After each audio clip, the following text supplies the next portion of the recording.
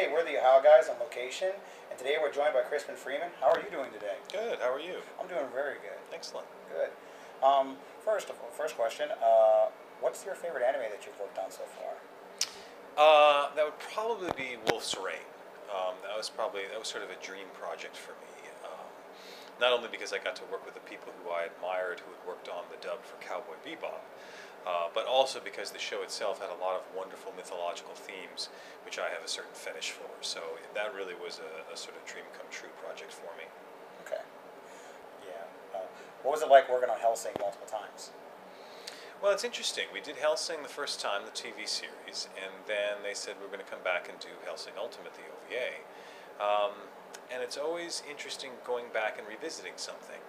In the theater, you end up rehearsing a show and then performing it multiple times. And after the theater run is done, after the show's sort of wrapped, you think to yourself, now I know how to play that character, because you've spent so much time with it and you sort of internalize it.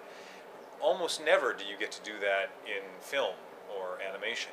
So when they said we're going back to do Hellsing, I was like, great, that'll be awesome. So, but at the same time, I have to make sure that I'm sort of staying in the moment about what's happening, because the plot is different, which means that the characters are slightly different because there are different things happening in the story.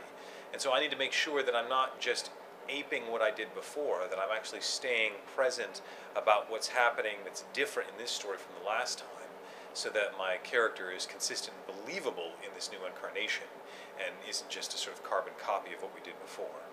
Okay. If you could be any characters that you've played in real life, who would it be? And you can mix and match if you want to. I don't think there's really anyone that I've played that I want to be. I sort of like being myself. Okay. Yeah. It's a good answer. What was it like working on the Melancholy of Haruhi Suzumiya? Well, it was fun. There were a couple of interesting challenges in that show. One is the fact that Kyung never shuts up. He's constantly talking, and doing the sort of back and forth between his internal voice and his external voice can be a challenge sometimes, just technically, because I have to get so close to the mic that I can't have any lip smacks or any noises in my mouth, or the take doesn't work. The challenge mostly is to sound natural and believable and conversational under very unnatural circumstances, matching the lip flap of a character on the screen. We did the Endless Eight. That was certainly a challenge. More so for the director and the writer than for the actors, because each script was supposed to be the same, but the animation was different. And so sometimes in a scene there'd be 3 flaps for a line, and sometimes there'd be 5. And so which one do you do? And trying to keep those 8 episodes organized was mind-numbing for the director. I think he had many sleepless nights trying to keep all that coordinated. And then the movie, just because it was over 2 hours long, and it took me about 45 hours in the booth to record the entire movie, and that took place over the better part of a month.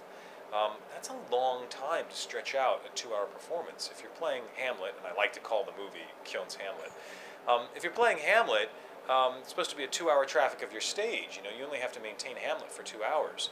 But for me to maintain Hamlet over a month, sort of piecemeal at a time, and still make it sound natural and relaxed and conversational, that can be a little mind-numbing at times. You have to keep a lot of stuff in your head.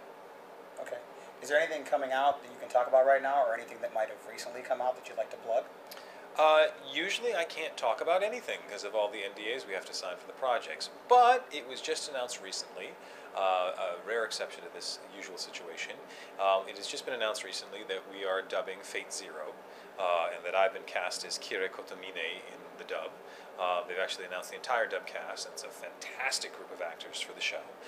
So I'm very excited for that to come out. We've already started the recording on the show, and I can't wait for it to get released. Okay. Do you have any fan pages on like Facebook, Twitter, or any other social medias for the people watching at home? Sure. I do have Twitter. My Twitter handle is very simple. It's just @Crispin Freeman. And I do have a Facebook fan page. It's called the official Crispin Freeman Facebook fan page. But I also have 2 other sites. One on voice acting. The most common question I get at conventions is how to become a voice actor. So I have an entire blog and podcast about the subject at voiceactingmastery.com. You can find links to it at crispinfreeman.com as well. And I also just launched a whole new website on my mythology scholarship. I did not know that. Yes, some people may know me for my study of mythology and storytelling and how mythology affects our pop culture storytelling. These are presentations and performances I've done all around the world. And I've never had an online home for them before. So now I do have a website called Mythology and Meaning. It's in its very basic stages right now, but it describes all the panels that I currently have in my repertoire. And in the future, there'll be a lot more content on the site, and I encourage people to go sign up for the mailing list if they're interested. Okay. Well, we'd like to thank you for being with us today. You bet. We're the Aha Guys. We were on location with Crispin, and I'm Mike, and we'll see you next time.